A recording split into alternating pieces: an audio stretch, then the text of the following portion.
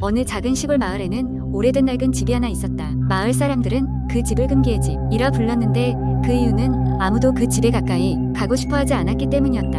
그 집은 마을 가장자리에 위치해 있었고 주변에는 오래된 수풀이 우거져 있었으며 그늘은 음침했고 날씨가 흐린 날이면 더더욱 을씨년스러웠다.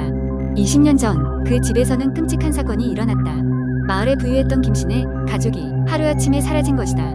마을 사람들은 그들이 마치 공기처럼 흔적도 없이 사라져버린 것을 두고두고 수군댔지만 사건의 이면에는 알려지지 않는 비밀이 숨겨져 있는 듯했다. 시간은 흘러 어느 날 도시에서 온 젊은 여대생 수아가 학교 프로젝트로 한국의 미스터리한 장소들을 취재하기 위해 그 마을에 오게 되었다. 수아는 마을에서 유명하다는 금기의 집에 대한 이야기를 듣고 호기심을 가졌다.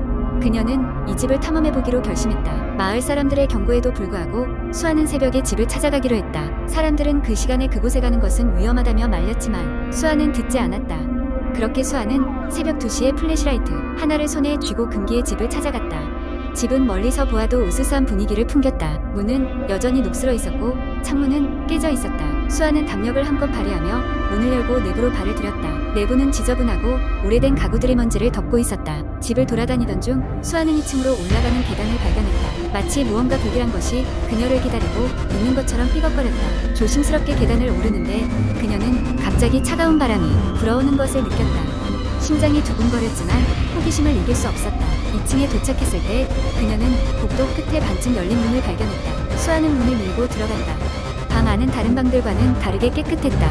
그리고 방 한가운데에는 낡은 책상이 있었고 그 위에는 오래된 일기장이 놓여 있었다. 수아는 일기장을 열어 페이지를 넘겼다. 일기장에는 김씨 가족의 일상과 이상한 경험들이 빽빽히 적혀 있었다. 특히 마지막 페이지에는 김씨 가족이 겪었던 섬뜩한 경험들이 적혀 있었고 그들의 마지막 날의 기록으로 끝나고 있었다. 그 순간 수아는 등 뒤에서 이상한 소리를 들었다. 마치 누군가가 그녀의 이름을 부르는 듯한 음성. 소름이 돋았다. 뒤돌아보았지만 아무것도 보이지 않았다. 겁에 질려 도망치듯 집 밖으로 나가려던 순간 그림자처럼 스치는 형체 하나가 그녀 앞을 막아섰다. 그 형체는 뚜렷하지 않았지만 분명 사람의 형상이었다. 수아는 공포에 질려 뒤로 물러났지만 뒤에는 벽이 있었다. 형체는 그녀를 바라보며 한없이 슬픈 눈빛을 하고 있었다. 그 순간 수아는 그것이 김씨 아버지의 영혼임을 직감했다. 어떻게든 그의 억울함을 풀고 이 집을 떠나기 위해 수아를 부른 듯했다. 수아는 용기를 내어 그 영혼에게 말을 걸었다. 당신을 도와줄 방법이 있다면 알려주세요. 그러자 영혼은 천천히 사라지며 한쪽 벽을 가리켰다. 그 벽에는 작고 숨겨진 문이 있었다.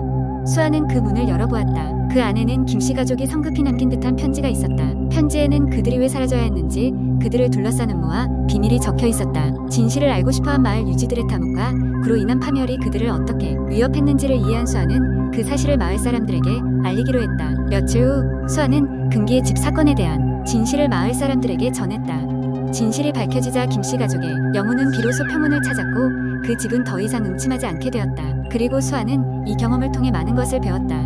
호기심은 때때로 무서운 것을 동반할 수 있지만 진실에 대한 갈망이 인간을 나아가게 한다는 것을 깨달았다. 두 번째 이야기. 어느 작은 산골 마을에 한 가족이 살고 있었습니다. 이 가족은 오래된 한옥에서 대대로 살아왔고 이 집에는 몇 세대를 거치며 전해 내려오는 여러 가지 오래된 물건들이 가득했습니다. 특히 안방 한편에 있던 커다란 옷장은 가족들에게 항상 특별한 존재였습니다. 옷장은 이야기가 풍부한 물건으로 그 존재감이 남달랐습니다. 집안 어른들은 아이들에게 그 옷장에 관한 다양한 이야기들을 들려주곤 했습니다. 그중 가장 오래된 이야기는 옷장이 집안에 처음 들어왔을 당시 먼저 있던 물건들을 전부 옮겨놓고 옷장 문을 닫자 3일 밤낮으로 문이 혼자서 벌컥벌컥 열리고 닫히기를 반복했다는 것인데 이를 막기 위해 할아버지가 직접 나서서 옷장에 특별한 부적을 붙였고 이후로는 옷장이 잠잠해졌다고 합니다. 하지만 이 부적의 이야기는 전설처럼 내려오며 어느 순간 사실인지 아닌지 알 수 없게 되었고 사람들은 이를 잊었습니다. 그러나 옷장 안에 무엇이 들어가든 그 자리에 오래 두지 않는 것이 이 가족의 전통이 되었습니다. 양말한 켤레조차도 옷장 안에 오래 방치했다가는 찾을 수 없게 된다는 소문도 돌았습니다. 한편 이 마을에는 덜컥 겁을 먹게 만드는 여러 미스터리한 사건들이 빈번히 발생하곤 했습니다. 도저히 일반적인 논리로는 설명할 수 없는 일들이 생기곤 했는데 얼마 전부터는 이 마을 주변에서 산을 타고 내려온다는 산의 목소리에 대한 소문이 퍼졌습니다. 그 목소리는 마치 누군가 밤길을 걸을 때 점점 가까워지는 발소리 같았다고 합니다. 이 가족의 막내 아들은 그런 소문에 겁이 없었습니다. 친구들은 그런 이야기를 하면 기겁을 했지만 그는 오히려 더 알고 싶어 했습니다. 그러던 중 어느 날 밤 막내 아들은 호기심에 못 이겨 혼자서 집 뒷산으로 향했습니다. 날은 이미 어두웠고 산에는 그로직한 기운이 맴돌았습니다. 그는 이어폰을 꽂고 음악을 들며 겁을 달래려 했습니다. 시간이 흘러 그는 나무숲이 우거진 길 한가운데에 이르렀고 갑자기 이어폰에서 노랫소리가 희미해지는 것을 느꼈습니다.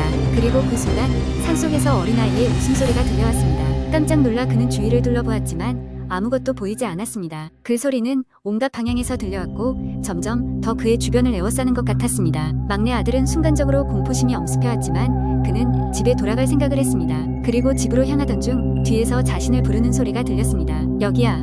그 목소리에는 묘한 우울함이 섞여 있었습니다. 하지만 막내 아들은 뒤돌아보지 않았고 곧장 집으로 돌아갔습니다. 다음 날 아침 막내 아들은 밤의 경험을 가족들에게 이야기했지만 어느 누구도 그를 믿지 않았습니다. 그의 하얗게 질린 얼굴만으로는 그날 밤의 상황을 가족에게 충분히 설명할 수 없었습니다. 하지만 그날 이후로 이상한 일이 계속해서 발생했습니다. 특히 가족들이 옷장을 열 때마다 알 수 없는 한기가 몸을 감싸는 느낌이 들었습니다. 어느 날 밤 비가 추적추적 내리고 있었습니다. 막내 아들은 방에서 잠을 청하고 있었지만 어쩐지 쉽게 잠들지 못했습니다. 그러다 이상한 기분이 들어 눈을 떴을 때 방구석에 있던 옷장이 조금 열려있는 것을 발견했습니다.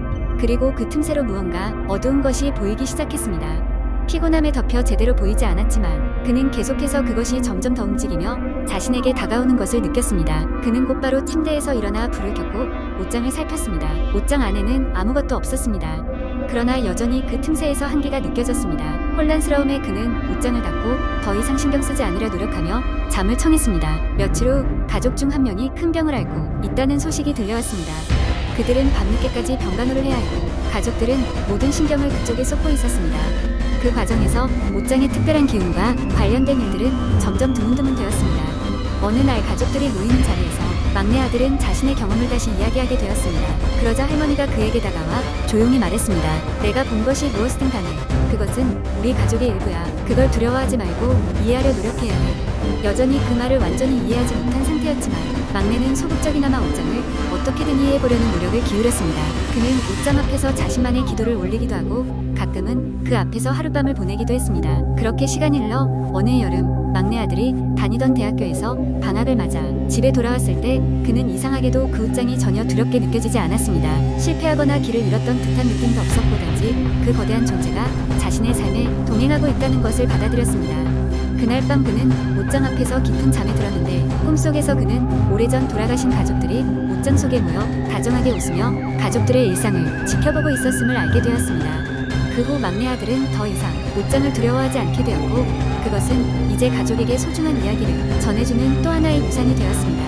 하지만 여전히 그 신비한 목소리와 옷장에 얽힌 다른 이야기들은 이 마을에서 꺼지지 않는 전설로 남아 모든 사람들의 입에 오르내렸습니다. 지금도 어느 밤이면 촛불이 꺼진 방 안에서 옷장이 홀로 이야기의 주인공으로 등장할 때마다 그 마을 사람들은 조용히 미소를 지으며 옛날 이야기를 상기하곤 합니다. 세 번째 이야기. 어느 늦은 여름밤 나는 친구들과 함께 산속 캠핑을 가게 되었다.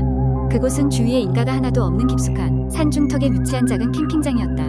우리는 도심을 벗어나 자연을 만끽할 수 있다는 기대감에 들떠 있었다.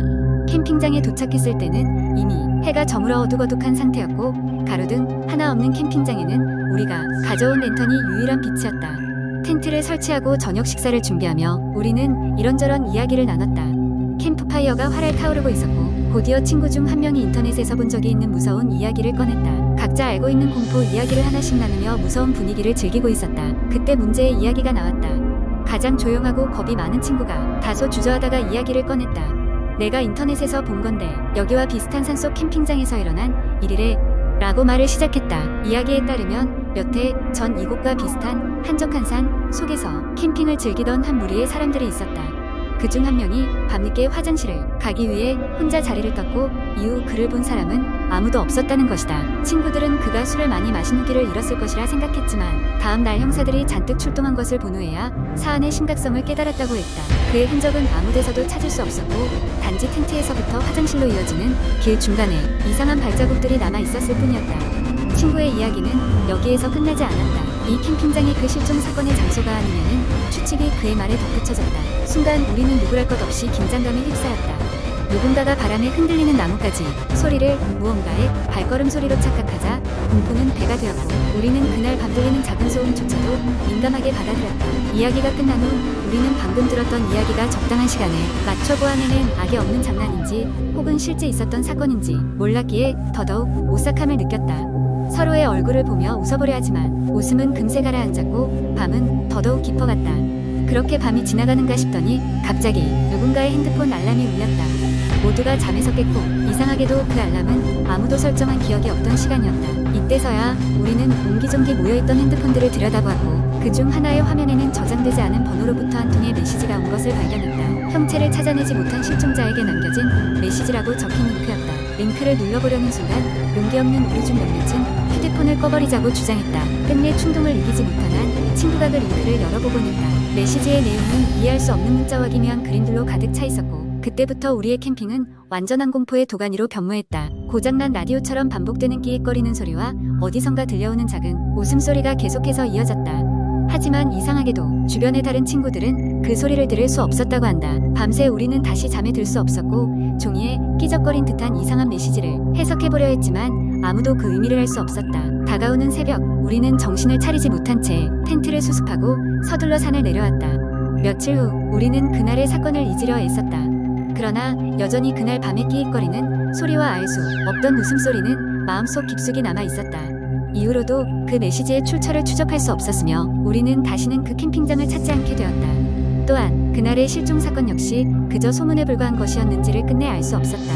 우리 모두에게 그 캠핑은 잊지 못할 여름 밤의 공포 썰로 남아버렸다.